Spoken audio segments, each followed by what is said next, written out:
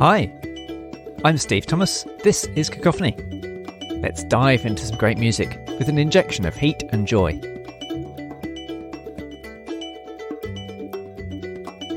One of the first composers to join us on our recent extravaganza, the Women's World Cup of Classical Music, was Katharina Nohl. Katharina curated the playlist of pieces from Swiss composers, including her own work, Rave. She's back with us for this episode to talk about another of her latest pieces, a rhapsody for piano and orchestra, Spices. Yeah, I finished it last year. I wrote it actually over a period of 3 years.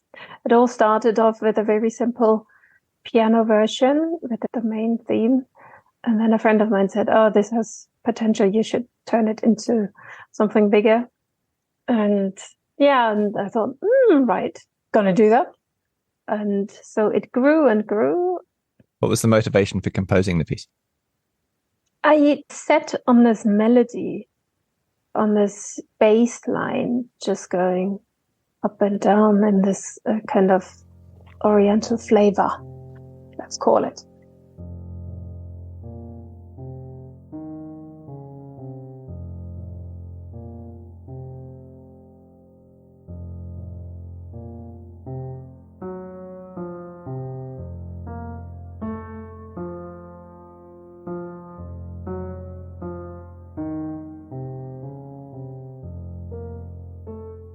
And you can really kind of improvise on top.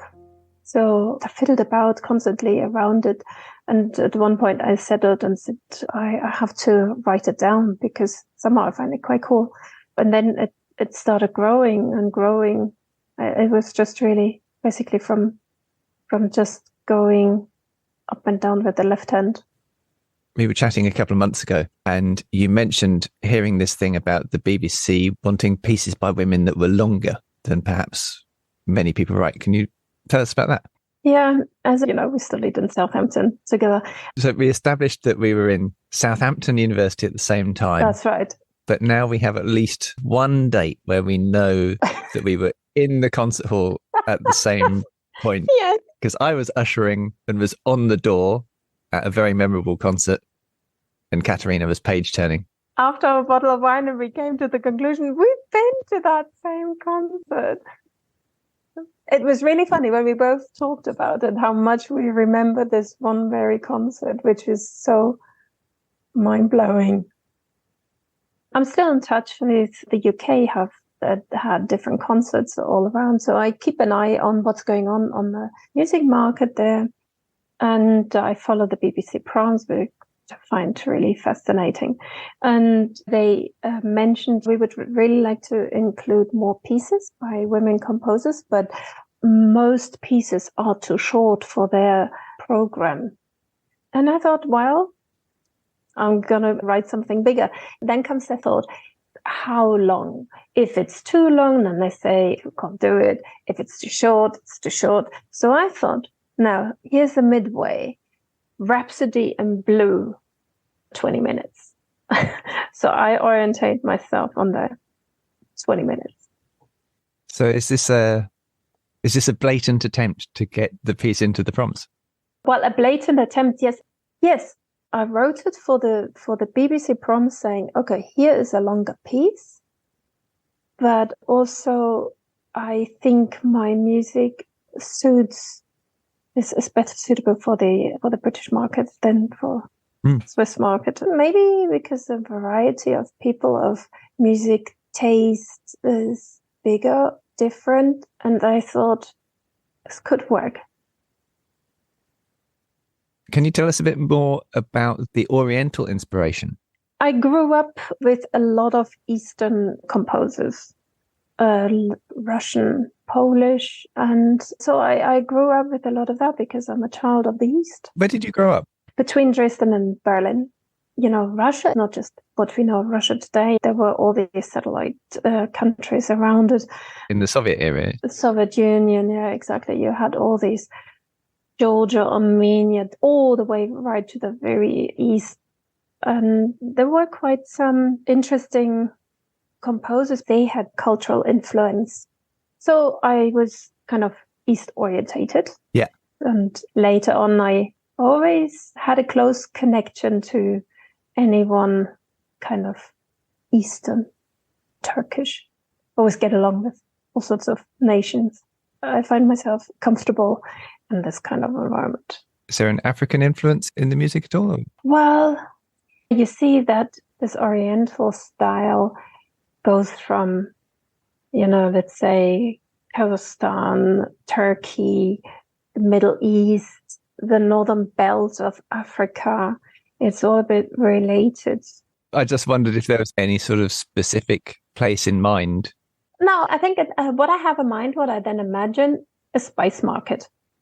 Any big, lovely traditional spice market where you find all sorts of spices. You really hear that Oriental flavour coming out, particularly in the introduction. And it's interesting that you place it now in a market space, if you like, because it feels very early morning to me. I was never a very early morning person, but one of the things that I most enjoy about being in London and working in London is when you arrive at places before everybody else is there, when it's just the delivery people and the rubbish people at Soho, Covent Garden, first thing in the morning.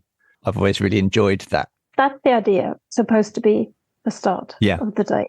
I wanted to have this kind of day rise, and then you go and experience, explore, whatsoever. Things start, they are, and they go, or they fade.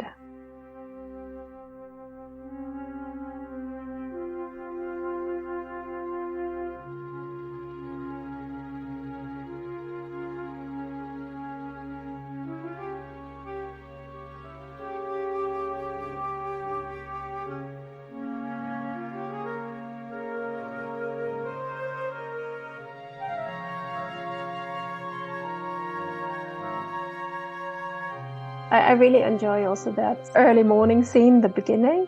It's just starting so tranquil. I love it. I always imagine you're somewhere and you have all the birds, butterflies coming in, running about. In the morning, everybody comes and goes and has just a little appearance. And then the opening falls into its theme and it picks it up from there. And at one point, it's like, cut. Change of scene. It's a really sharp cut, I know, but it's also a wake-up call. It's quite tricky to play, but it's good fun.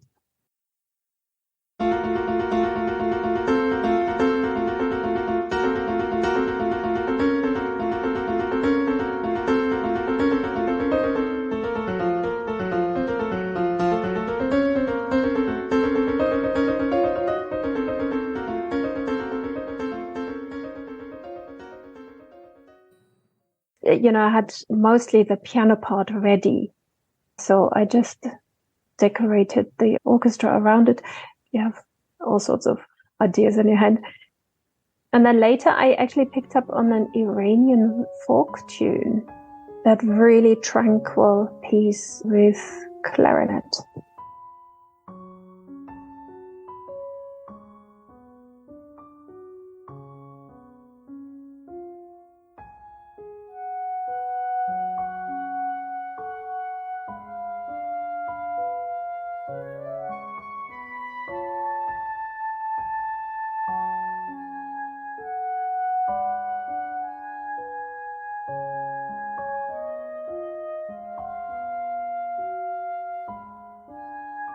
I think it just sounds so cool, so relaxing, so quiet.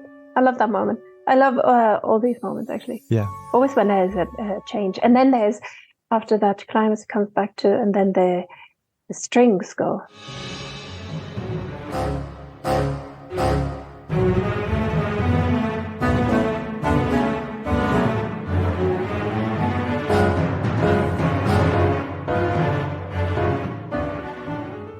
Really rocks, I think.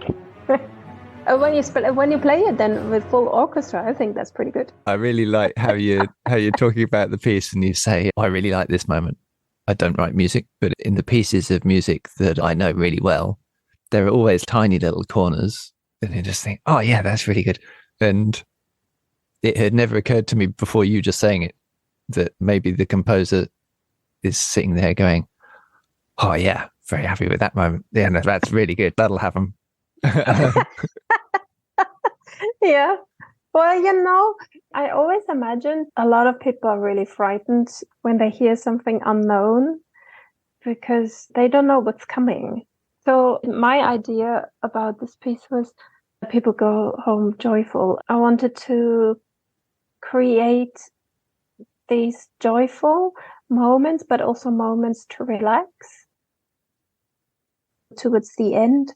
Some of the runs, you just really need to have, in the right hand, I know some of these runs, you just really need all 5 fingers, and then you continue doing them.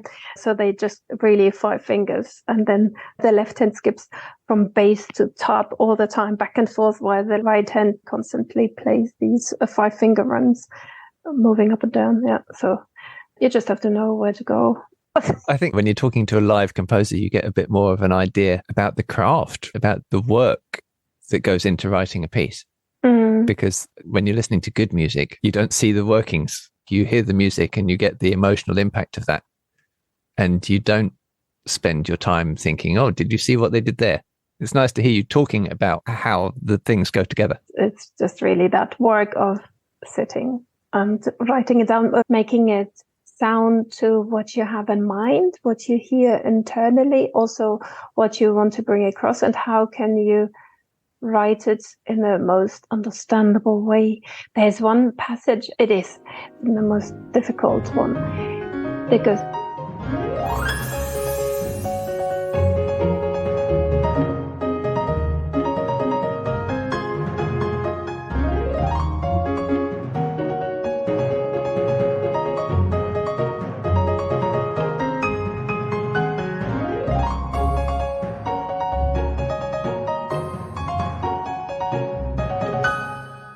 this is really tricky. But you hear it in your head. And I remember I wrote this really late at night. And I picked up on some joyful moment of my daughter. She was so happy. And somehow this happiness came onto me. And I just had to kind of get this out on paper. It was funny, isn't it? The recording that we have of the piece is a MIDI file. So as yet, the piece hasn't been performed by an orchestra. Is that right? Yep. It has received an award. Great. Tell us about that.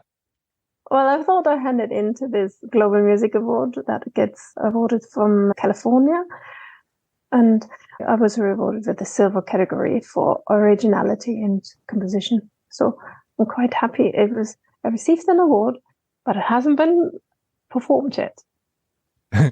It's a great advantage to be a composer in this day and age and have the technology available and the composing tools available where it can mock up the piece in a way that previously you'd have only been able to play on piano or play the instruments that you could play. Yeah. Also, in today's world, wherever you hand in your music and writing, you have to do also digital MP3, digital version or something if it's not recorded.